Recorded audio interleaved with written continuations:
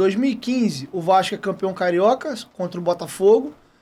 E esse mesmo time, comandado à época, salvo engano, pelo Doriva, 2015 era o Doriva, não é isso?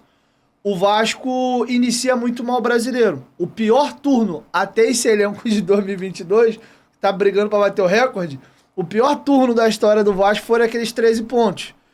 E eu lembro que a época, e foi curioso, que o Alex Evangelista, quando esteve aqui, ele tem um corte até que ele fala, eu pedi cientificamente a demissão do Celso Roth. E eu vou chegar no Alex Evangelista também no Capris. Por que o Vasco fez míseros 13 pontos naquele primeiro turno? Um atleta que foi artilheiro, salvo engano, desse Carioca muito bem, foi o Gilberto, que acabou, queria que você contasse um pouco do bastidor da saída do Gilberto do Vasco. Eu acho que se o Gilberto continua, a gente poderia ter feito uma gordura um pouco maior nesse primeiro turno que o dedo, que você citou do seu pai, mais à frente. Talvez esse balanço daria para ter salvado, né, um pouco mais à frente. No que você coloca a conta dos 13 pontos do primeiro turno? E já que foi socorrido na frente, por que não antecipou, não fez essa correção um pouco antes para livrar aquele rebaixamento? Boicote. Boicote de quem?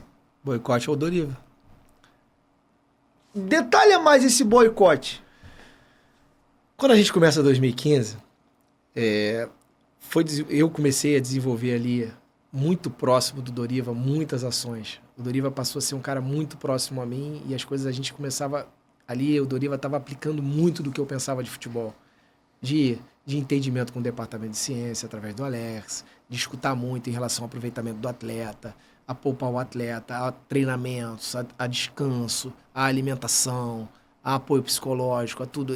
Ali a gente fez um grupo muito forte em termos de saúde. Aquele grupo do Vasco era muito forte em termos de saúde. Só que isso incomoda demais a parte, eu digo assim, das antigas do futebol. Eu não quero ser injusto de ficar mencionando o nome das pessoas, mas, na verdade, o Doriva começou a sofrer um boicote muito grande interno da galera do departamento de futebol como um todo, realmente. Porque as pessoas que eram do departamento de futebol, como não tinham sido escolhidas por mim, por essa filosofia, o único cara que tinha lá que tinha sido escolhido por mim era o Alex. Inclusive, o Alex sofreu muito Ele falou aqui. preconceito, foi muito perseguido por causa disso, porque ele queria quebrar paradigmas. A minha proposta ali era quebrar paradigmas do futebol. Só que quando você quebra, você afeta muitas pessoas que estão ali envolvidas.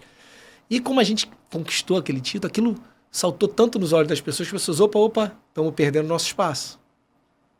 E aí começaram um processo de fritura do Doriva, que inclusive eu falo, na primeira rodada do Brasileiro, tem testemunhas.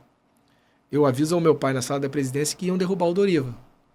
E aí ele insiste que não iam derrubar. Não, quem manda sou eu, aquelas coisas dele. Eu não vou derrubar nunca. Eu falei, mas quando você te der uma chance, eles vão derrubar ele.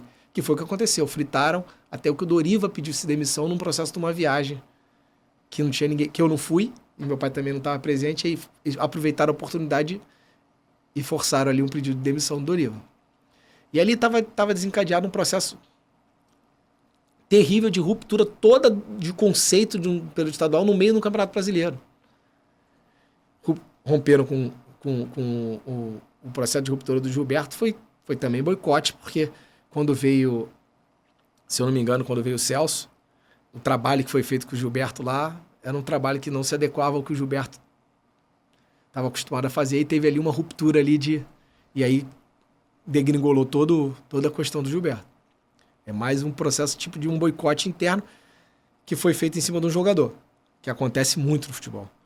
Então ali, o meu pai tinha que ter intervido muito mais rápido, mas foi mais um grande erro dele histórico, porque ele tinha tanta confiança que ele conseguia fazer futebol, e ele realmente conseguia, tinha muita capacidade, que ele ia pegar a qualquer momento e resolver.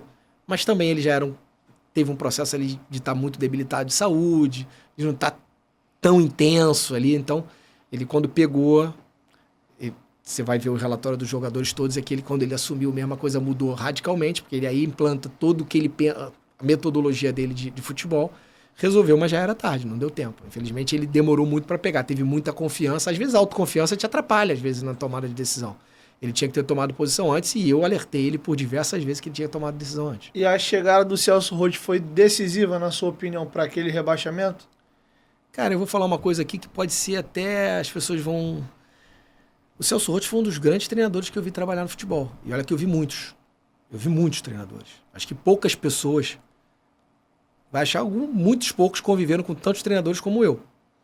Eu vi treinador desde 1982, aí depois de 86 passei mais ativamente, de 86 até 2010, foram exatamente os 25 anos que meu pai passou no Vasco. Nesses 25 anos eu convivi diretamente com todos os treinadores. Eu descia todos os jogos para ver as palestras deles no intervalo, e eu ia todas as preleções de hotel. Eu vi todos esses treinadores dando preleção em concentração, vi todos esses treinadores dando palestra no intervalo do jogo. Então eu via muitos treinadores se posicionando. E o Celso Roth era um cara que tinha umas concepções e uma visão de jogo muito interessante. Naquela primeira passagem dele no Vasco, foi uma coisa que... Mas eu também era contra a volta dele em 2015. Porque eu achava que não era o perfil de treinador que o Vasco precisava. O Celso Roth é um treinador de muito embate, de muito... E com a questão toda física e de saúde que a gente estava fazendo, ele era um treinador extremamente centralizador nas coisas dele e batia de frente com tudo aquilo que a gente tinha de proposta no clube. Então ia chegar numa ruptura ainda maior. A gente tinha que buscar um cara com um entendimento de que aquele era o melhor caminho, um entendimento mais moderno, um treinador com um pensamento mais moderno, mais para frente. E aquilo era totalmente o contrário do que eu dizia. Mas aí, o entendimento do meu pai, junto com o pessoal do departamento de futebol, também foi trazer o Celso Roth.